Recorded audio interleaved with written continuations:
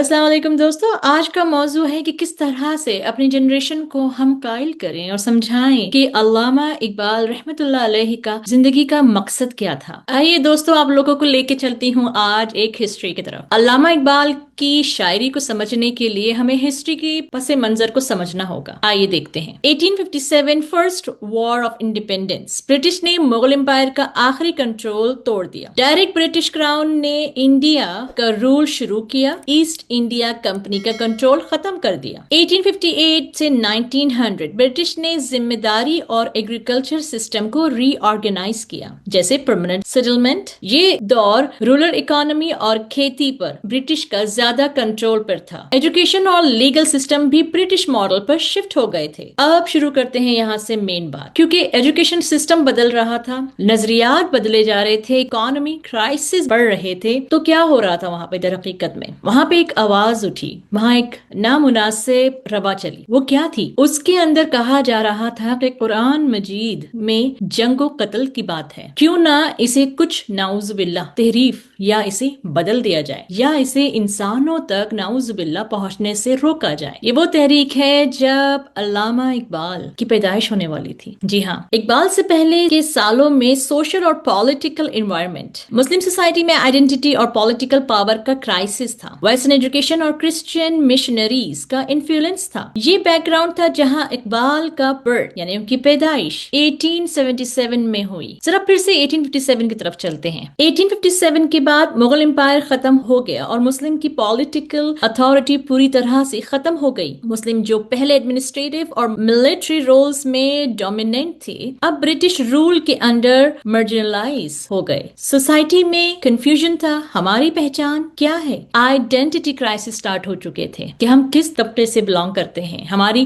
شناخت کیا ہے؟ ہماری شناخت ہم بحیثیت انسانوں کے نہیں بلکہ ایک مزدور کے ہونے لگے تھے۔ جی، یہ وہی دور ہے۔ اس کا اثر ایجوکیشن، اکانومی اور سوشل موبلٹی پر بھی پڑا۔ Western education and Christian missionary کے اوپر بات کر لیتے ہیں۔ برٹش نے ماڈرن اسکول اور کالج اسٹیبلش کیے جہاں ویسٹرن سائنس، انگلش لٹریچر اور فلسفی سکھائی جا رہی تھی۔ کرسچین مشنری ایکٹیولی مسلمز اور ہندوز کو اپنا دھرم اڈاپٹ کرنے کے لیے اٹریکٹ کر رہے تھے۔ یہ سچویشن مسلم کمیونٹی میں ایک کلچر آئیڈیولوجی ٹینشن کریٹ کر رہی تھی، ٹریڈیشنز ورسز ماڈرنٹی، یا یہ کہا جائے کہ ریلیجیس ورسز ویسٹرن ویلیوز۔ اب تھوڑا سا اقبال رحمت اللہ علیہ کے برتھ بیک گراؤنڈ کے اوپر بات کر لیتے ہیں۔ 1877 اقبال کی پیدائش ایسے وقت ہوئی جب مسلمان کا پولیٹیکل اور کلچرل سٹیٹس ویک تھا۔ یہ سوشل اور آئیڈیولوجی کرائسس ان کی لیٹر فلسفی اور پوئٹری کو شیپ کرے گا۔ ان کا فوکس ہوگا مسلم سیلف ریلائزیشن، ریوائول اور انٹلیکچوئل اویکننگ پر۔ اب ذرا بات کرتے ہیں کہ علامہ اقبال کی تربیت کے لیے کیا ہوا، ان کی تربیت کس طرح سے کی جا رہی تھی، جو کہ ایک مسلمان گھرانے میں پیدا ہوئی، جن کے والدین مسلمان عالم دین۔ علامہ اقبال صرف صوفی شاعر یا غمگین دکھ بھرے شاعر نہیں تھے، وہ ایک سوچ اور جگراتی اویکننگ کا نام ہے۔ اب علامہ اقبال کی پیدائش اور ان کے تعلیمی سفر کے اوپر بات کرتے ہیں۔ نام محمد اقبال، 9 نومبر 1877، سیالکوٹ پنجاب، تب برٹش انڈیا، اب پاکستان میں ہے۔ اقبال کا خاندان تعلیم دار اور علمی رجحان رکھتا تھا۔ ان کے والد شیخ نور محمد ایک محترم اور علم پسند شخص تھے۔ ابتدائی تعلیم، اقبال نے پہلی تعلیم گھر اور مسجد سے لی۔ اردو اور پرشین شاعری کا شوق چھوٹی عمر سے تھا۔ موری کالج سیالکوٹ میں تعلیم حاصل کی، یہاں ان کا انٹرسٹ فلسفہ، اردو اور پرشین لٹریچر میں رہا اور بڑھتا رہا۔ University higher education government college Lahore سے BA اور MBA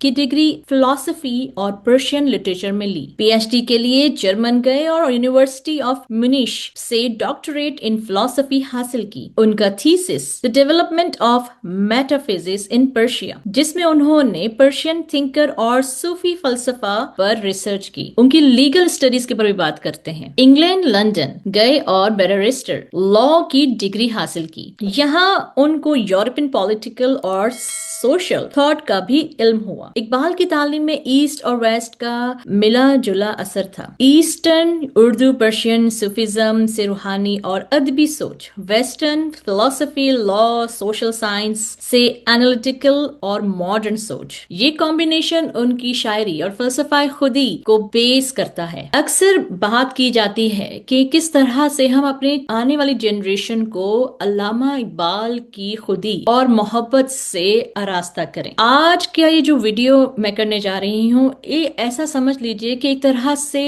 جب بھی ہم کوئی نئی فصل کرتے ہیں نا، تو سب سے پہلے ہم زمین کو نرم کرتے ہیں۔ اکثر لوگ کہتے ہیں کہ وہ صرف فلسفائی شاعر تھے، کچھ لوگ کہتے ہیں کہ وہ مذہبی شاعر تھے۔ میں کہتی ہوں کہ وہ اتنے بہترین شاعر تھے پورے برصغیر یا اس سے بھی آگے چلے جائیں۔ کیونکہ انہوں نے جو مقصد زندگی میں سیلف ریلائزیشن کا جو پہلو ہم پہ اجاگر کیا ہے، وہ ہمارے نبی پاک صلی اللہ علیہ وآلہ وسلم سے جا ملتا ہے۔ وہ فکر، وہ تمام چیزیں جس سے علامہ اقبال گزر رہے تھے، آس پاس کی بے رونقی کو سمجھ رہے تھے، وہ ہمیں اور اس جنریشن کو جگا رہے تھے۔ اور ہو سکتا ہے کہ جب تک اردو زبان برقرار رہے تب تک ہمارے لیے یہ نصیحت بن جائے۔ ذرا دیکھتے ہیں کہ کس طرح کی شاعری ہمارے علامہ اقبال رحمت اللہ علیہ کیا کرتے تھے۔ علامہ اقبال کی شاعری پہ صوفی اثر ضرور تھا۔ اقبال پر رومی کا بہت اثر تھا۔ ان کی شاعری میں روحانیت، عشق حقیقی، اللہ محبت اور انسانی روح کی تلاش کا رنگ ملتا ہے۔ انہوں نے کہا، انسان اگر خودی کو پہچان لے تو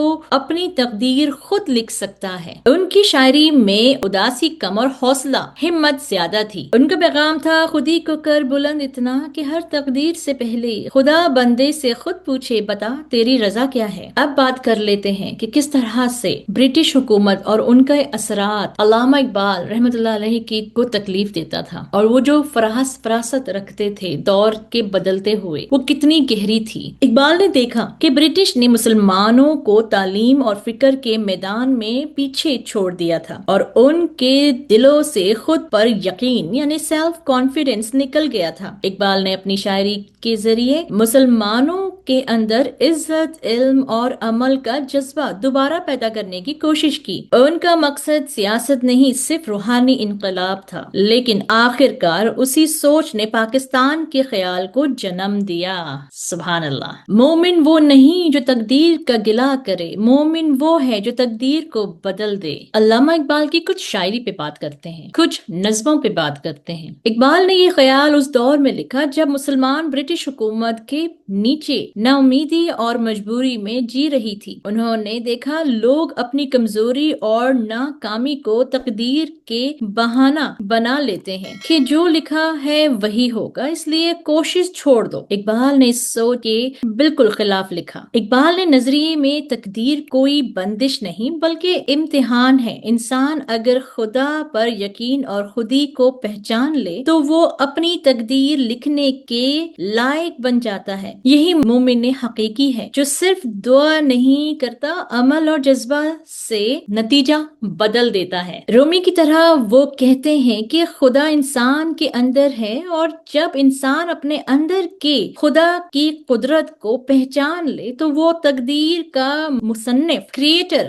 بن جاتا ہے۔ دیکھا جائے تو علامہ اقبال نے جو شاعری کی اپنی زندگی میں 1935 سے پہلے کی شاعری کو دیکھا جائے تو ہم سمجھ سکتے ہیں کہ وہ اسلام کا وہ تمام چہرہ دکھایا کرتے تھے نوجوانوں کو، جس سے نوجوان حوصلہ پکڑیں، آگے بڑھیں، زندگی میں اپنی آئیڈینٹی کو کہیں فراموش نہ کر دیں۔ ستاروں سے آگے جہاں اور بھی ہے، ابھی عشق کے امتحان اور بھی ہیں، تو شاہین ہے پرواز ہے کام تیرا، تیرے سامنے آسمان اور بھی ہیں۔ یہ تمام چیزیں واضح کرتی ہیں کہ کس طرح سے وہ اسلام کا خوبصورت چہرہ اور اسلام کی تبلیغ کیا کرتے تھے اپنے نظم اور اپنی غزل، اپنی شاعری کے ذریعے نوجوانوں کے دلوں کو آگاہی دیتے تھے کہ کس طرح سے ہم اس وقت کو بھی اپنے تابع کر سکتے ہیں۔ ہمیں صرف اپنی پہچان میں کانفیڈنس اور سیلف اسٹیم کو برقرار رکھنا ہے تاکہ ہم اپنی چیزوں کو الائن کر سکیں ہیں، جس سے ہم اپنے اللہ اور اس کے رسول سے جا ملیں۔ علامہ اقبال نے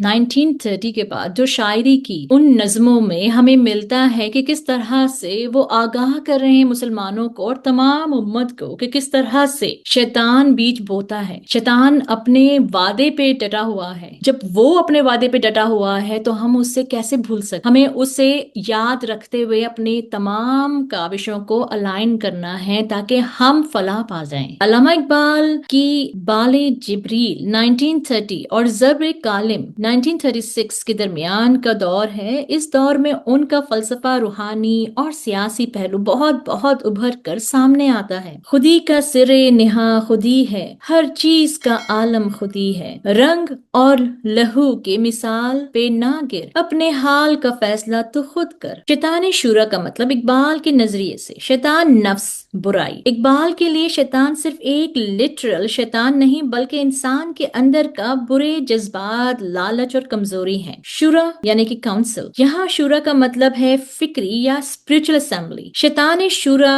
وہ طاقت جو انسان کی خودی کو کمزور کرے۔ اقبال کے اشعار میں اکثر شیطان شورا کو انسانی ڈیسیژن میکنگ اور ایکشن کو روکنے والی برائی کے طور پر دیکھا گیا ہے، مطلب وہ لاپرواہی اور برے مشورے جو انسان کو اپنی قدرت اور ایمان سے دور کرتے۔ آپ کو مثال اشرس کے کانسیپٹ سے تھوڑا سا سمجھاتی ہوں۔ اقبال کے اشعار میں آپ کو اکثر ایسی لائنز ملتی ہیں، وہ نفرت اور جنون جو انسانی قلب کو جلا دے، یہی شیطانی شورا ہے جو خودی کو دھندلا کرتا ہے۔ علامہ اقبال اپنے کچھ نظموں میں بتاتے ہیں، جہاں کے اندھیروں میں جو مشورے انسانیت کو گرا دے، شیطان شورا وہی ہے جو انسانی قدرت کو پہچان نہ پائے۔ اپنی خودی کو پہچانو اور شیطان شورا کے اثر سے بچ جاؤ۔ خود پر یقین اور روحانی روشنی ہی تمہاری ہمت ہے، جہاں کے سائے اور اندھیروں کے مشورے شیطان شورا کے رنگ میں رنگ گئے ہیں، پر اپنی خودی کی روشنی سے انسان انہیں مٹا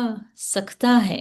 وہ جو انسان کے قلب میں شک اور نفرت ڈالتے ہیں، وہ شیطان شورا کے راستہ ہے۔ ہمت اور یقین سے انسان ان سے نجات پاتا ہے۔ خودی اور روحانی قدرت کا پیغام بھی لے لیتے ہیں۔ اقبال فرماتے ہیں، ہر برائی کا مجلس، ہر مشورہ جو انسانی قدرت کو کمزور کرے، شیطان شورا ہے جو صرف روحانی روشنی سے ہارا جا سکتا ہے۔ جب انسان اپنی قدرت اور خودی پہ یقین کر لیتا ہے، شیطان شورا کا سایہ بھی اس پر اثر نہیں کرتا۔ اقبال کے نظریے میں شیطان شورا لٹرلی ڈیول نہیں بلکہ انسانی نفس، برے مشورے اور نیگیٹیوٹی کا سمبل ہے۔ یہ اشعار روحانی اور فلسفے ٹیچنگ کا حصہ ہے، انسان کو اپنی خودی ہمت اور ایکشن سے برائیوں اور مشکلات سے نکلنے کا پیغام دیتی ہیں۔ یہ اشعار 1930 کے دور کے اسپرچل اور موٹیویشنل ٹون کے ساتھ لکھے گئے ہیں۔ آج یہ کیا مقصد تھا کہ میں نے